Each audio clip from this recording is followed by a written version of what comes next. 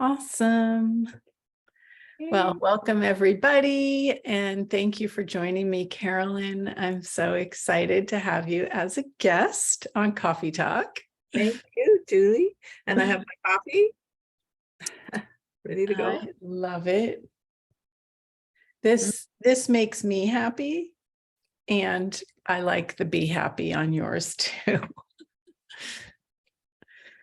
So I saw this post on Facebook the other day that I thought was so great. And it was a multi-page thing. Maybe it was Instagram.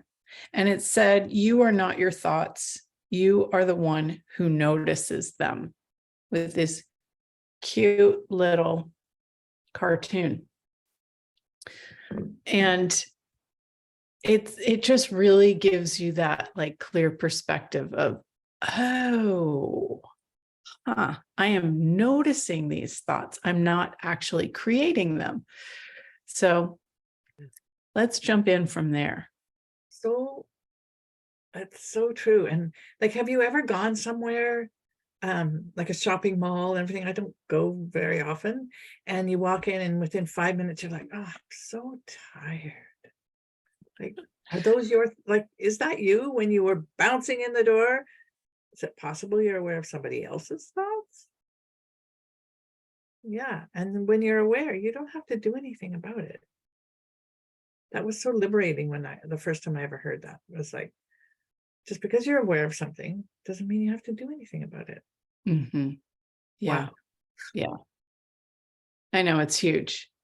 It's like, wait a minute, what do you mean? Isn't that the automatic response that's required? Even like somebody in your family, what if they're unhappy and you're aware of that and you're like, and you try to make that better? What if you didn't? Mm-hmm. What if you could just relax into space or be that space and they can choose what they choose? Does that seem very selfish?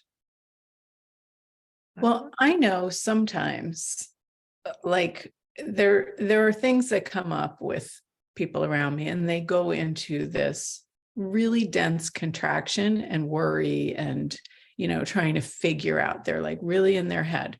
And I've been there myself, so I know what that's like. Not my head.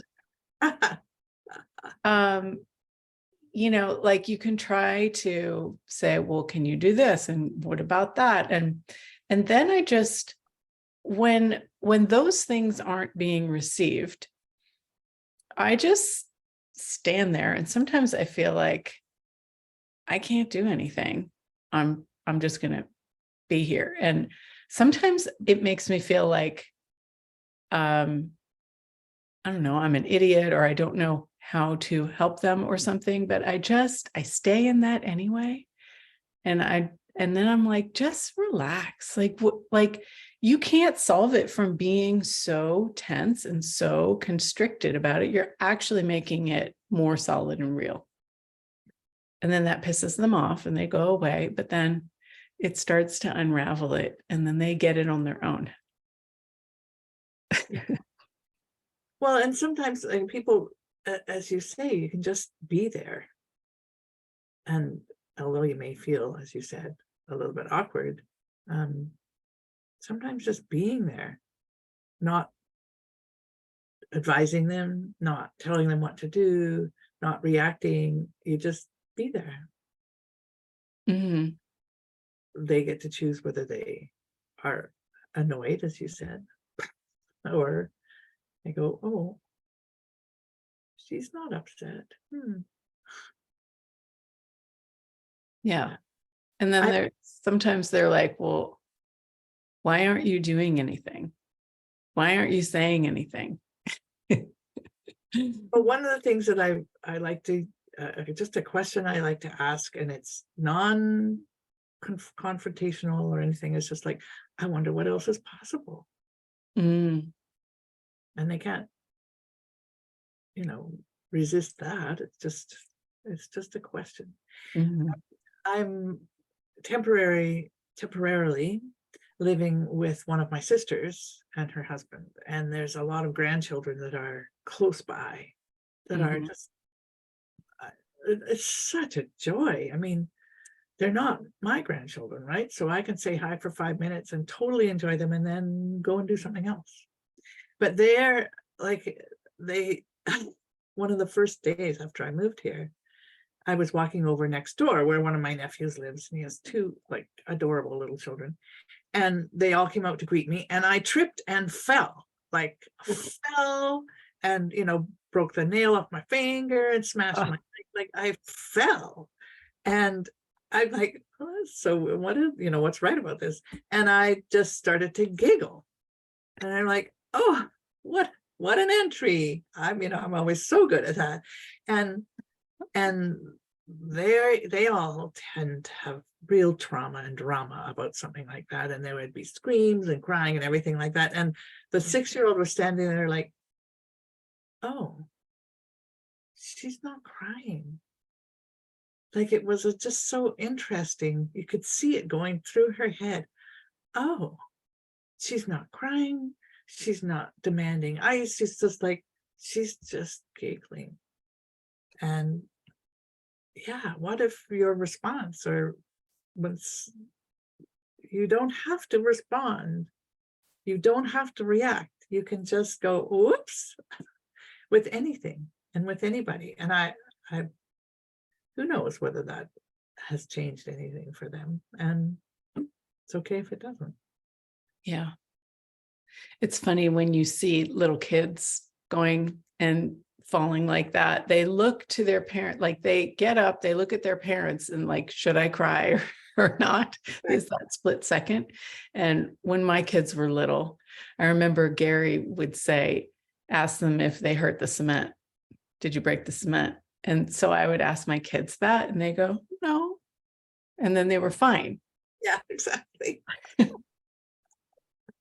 But the projection of the oh my God from the parents Right. onto the kids, yeah, it's Yeah. of course they're going to cry from that. Well, and that's exactly what we do with our thoughts. Something Mm, comes into our head and we immediately react. And what if it wasn't even our thoughts? Wasn't mm, it just aware and what if we didn't have to react? yeah, yeah, It's, and what I don't, well, I get to this coming up anyway. So, my husband's father died, and his mother is like, she's really amazing in a bad way. Anyway, so he had gone to see his father, spent a week with him, and then, a week later he passed away. So there was no guilt right. part, but he went to visit and help his mother, and she was so nasty to him. Mm, And then was really angry that he wasn't reacting. mm, And and so he called me and he's like, well, what do I do? And so I said, well, why don't you just say, I'm dealing with it in my own way, but I'm here for you, Mom. Just to, use kind of manipulation for the better of all. And so he did that, and it totally smoothed things out. And afterwards he's saying, but that wasn't like, I wasn't really being honest, like and it didn't, it made it better. And I said, use these tools to make it better for you, mm, which will make it like it make it more ease for you, and it makes it easier for everybody. If everybody's responding and being angry, it's not going to work. But if one's angry and the other one's going, I hear you, mm, it totally diffuses the situation. He was just astonished, and of course that changed everything. yeah. That's So amazing. That's a great thing to say too. I like what you offered. yeah, yes, indeed, it makes it ease for us, and that's giving ease to everybody. If we choose not to go down that rabbit hole, no one else has to either. It's their choice. And I just have so many daily lessons about that now that I'm with family. It's just, they're all wonderful, and they really do like trauma drama. Yep. It's Yep. fun. They're perfect examples of being the right family, right? Exactly. And Yeah. This weekend, I had facilitated a talk to the entities class, and we were looking at like how, as in the same as in a foundation, you look at, you can have knowing, which is the big possibility, or you can have thinking. And we were looking at all these other things, but you could have oneness or you can have family. And how family is meant to be this end all be all thing, the most important thing in this reality, but it keeps you from that larger inclusive oneness that is, and it makes you exclude all kinds of people. Yeah, and then you're surrounded by the thoughts of your family, the thoughts and beliefs and points of view. And are you going to take those on and think they're yours, or are you just going to go, oh, interesting point of view? One of the access things. And this is my first time, extended time with my family for 45 years. Wow. So I'm so grateful to have all the access consciousness tools, but to just have questions to ask, and to just, sit back and go, wow, interesting. Oh, interesting. And when I find myself, oh, I shouldn't do that, I'm like, whoa, who does that belong to? Who are those thoughts? They're no longer mine. They may have been in my early 20s, but they are no longer mine. I can go and choose what I want. Yeah, that's a tough one for a lot of us. And you've been in your family your whole life, so you think a lot of these thoughts are yours because they've been around forever. But then when somebody asks you, like, well, is that really what you like and really what you want to do? Oh, no, that's what my mother wants. Or, who are you being? Oh, my older sister. Yeah. And it also makes me see, like, just how grateful am I that I didn't live in or with my family. And I was always in another city, sometimes a different country, and I could enjoy them for a few days here and there. And I will again live in a different city or a country. So, but I can enjoy them while I'm here, and learn even more about those thoughts are not mine. Just aware of them. That brings up another interesting point. The more I started traveling with access and access classes, the more I got that, like, being in a different place, like, you pick up all those thoughts, but they're so foreign to you that you don't buy them, or at least I didn't.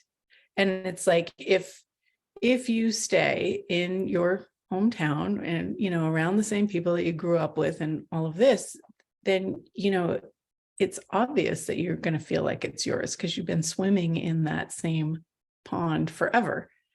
Yeah. But traveling, really, it was like such an awakening, like, oh my gosh, that's not mine. It feels so different. And I'm just aware of that. Yeah. Wow. What a great exercise. So travel somewhere different and get that awareness. That is not mine. I remember, I think, oh, this is years ago, but I heard there was a telecall about your favorite access tool. And Connor Hill said he never really got the, who does that belong to? He never really got that his thoughts weren't his. And it was exactly the same. He'd always sort of lived in that area, and he was somewhere else driving along the freeway, and this thought came in his head that was incredibly racist. Like, Oh, Mm. not mine. Mm-hmm. Oh, what else is not mine? Yeah. And I always, that really struck me. And I'm like, oh, what is not mine? Who does that belong to? And I have to bring my husband into it because that was one of my playgrounds for the longest time.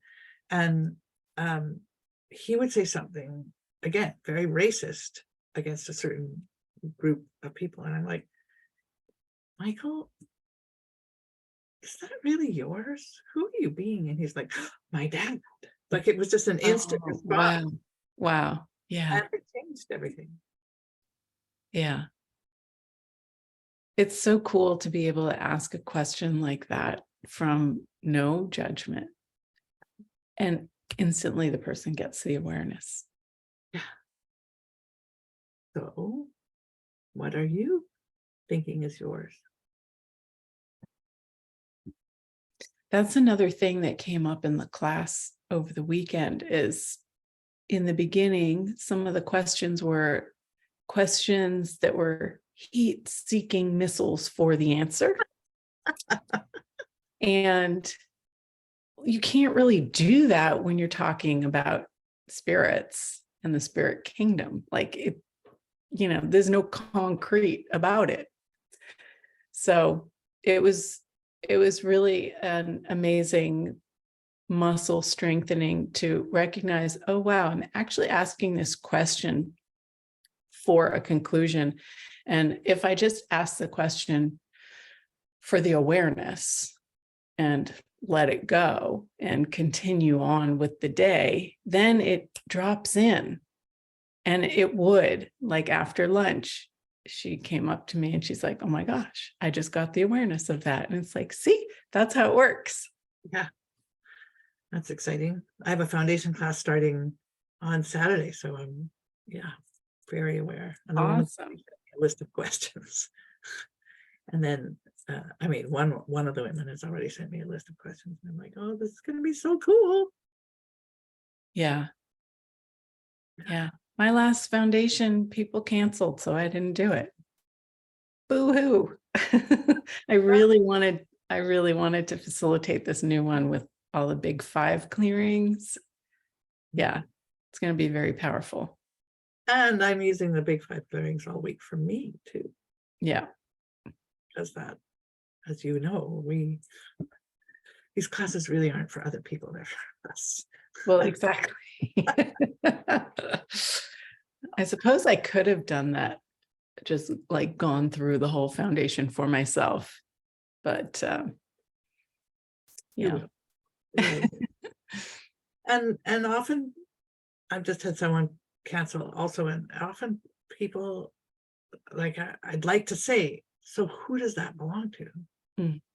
Mm. What are your thoughts telling you? What fears? And that's another thing, that whole fear and doubt. We choose something and then we go into doubt. Is that your thought? Is that doubt yours? Yeah. Or are you picking up on somebody else? Yeah, or everybody else. Yeah, or everybody else. Yeah. Yeah. So my nephew that lives next door right now, or I'm living next door to him, absolutely a doll. I adore him. And his family. He's just bought a motorcycle, and he said, well, hey, I'll take you for a ride, Auntie. And in my head, I'm like, no, I think it's time for me to get my motorcycle license. And I know he would loan it and I could ride around. And then immediately these doubts are, you're too old, it's too dangerous, and all that. And I'm like, wow, that's so interesting. Mm. So stay tuned. That's exciting. I might get my motorcycle license. I might choose not to. And I'm going to make sure that they're my thoughts that are directing it as best I can. Right. It might just fun. I used to have a motorcycle license because we had a scooter way back before I had a car. Yeah, that was fun. And then I wiped out. And this is interesting. I wiped out because it had just started misty raining, and I was downtown San Francisco where there's the cable car tracks. And I had started up after a red light and skidded and fell, and this bus was coming up and it stopped like inches away from me, and I was totally freaked out that I was going to get run over. And back then there were no cell phones, so this was a long time ago. And I remember like why isn't anybody helping me, first of all? And I guess I was in shock or something and went across the street and called a friend or something. But years later, like I think last year, I went to this Chinese medicine guy, and he was like squeezing different parts in between your toes and fingers and stuff. And that whole incident came to, and it was still like locked in my body, in my hip where I had fallen. And God, I can't remember exactly what the point of all of that was, but it's like other people were afraid that I was going to get run over by the bus, but I was like, no. And so when you buy into the other people's projections and you think you're the victim of this thing, instead of, that you stopped it, there is a lie that gets twisted up and it sticks in your body. It gets locked into your body. Oh, yeah. And so that unraveled a whole bunch, That's and cool. that was pretty cool. That's cool. And that's how, when you have something uncomfortable, like you fall, or, you're learning to swim and you kind of choke and all that sort of thing, that gets locked into it. So in a way it was your thought, but it's not really your thought now. Does that make any sense? Yeah. When you buy a thought that's not yours, it incredibly limits your capacities in all these other ways. And then if you can recognize it and let it go, then you're opened up to infinite possibilities again. Speaking of thoughts that have just come up, whenever I talk with you and you mentioned San Francisco, I remember that advanced body class that we were both at in San Francisco with Gary, and I just have such fond memories of all the dim sum. I went for dim sum every single lunchtime. Where I'm living right now, I think there might be a couple of dim sum places, but I haven't found. So those are yummy thoughts. I will claim those as mine. Yeah. What else is possible? What else is? Yeah. So what have you been up to besides living with family? Well, I moved 3 times last year, 3 different cities. And so I'm living here in Winnipeg, in the center of Canada, flat land, but there's lots of trees. And I've been slowly building some awareness of access here. And, it's an interesting place. And I get that I'm really here for me, to have joy and to rest, and also provide a place for my cat to stay. So the house sister I'm living with, they have a dog, and my cat and the dog get along really well. And so now I can travel again. Nice. And will I see you in Houston for the 9 trainings? I don't think so. I'm going to the advanced body though in Houston. Oh, I'll see you there. Yeah. Yay. I'm going to Paris this weekend for Talk to the Entities Summit. Lovely. Yeah. So lots is going on, and yeah, lots more travel in the fall, and I'm just really enjoying things, and the last 2.5 years have been interesting, so I'm enjoying having fun. And I have this amazing little 3-year-old boy with, white blonde hair, and Oh, he love it. rings the door. I put in a doorbell at the child's level, and my sister's away right now, so it's just me. And he comes to the door and rings the doorbell. He's, Auntie, I just want to show you the frog I caught. And it's just like that joy. And so Yeah. it is joy. Yeah. I'm- It's so sweet. Yep. And it's possible to gain it back. No matter how long ago you locked that away. That's no, awesome. it's all of life comes to me with ease, joy, and glory. Mm. Truly get that. Hmm. And yeah, Cool. thank you, Julie, for inviting me. It's always Thanks fun for coming. to you. And maybe we can have dim sum in Houston. Sounds good. Who knows?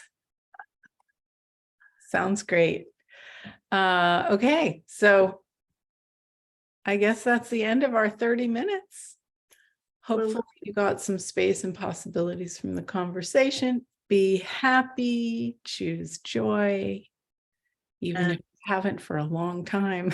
if the thought comes into your head that's like, "Wah, wah, wah, wah, wah," you can always ask, who does that belong to? Mhm. Yep. If it's not fun, don't continue holding on to it. Okay, have a great rest of your day. Bye, everybody. Bye.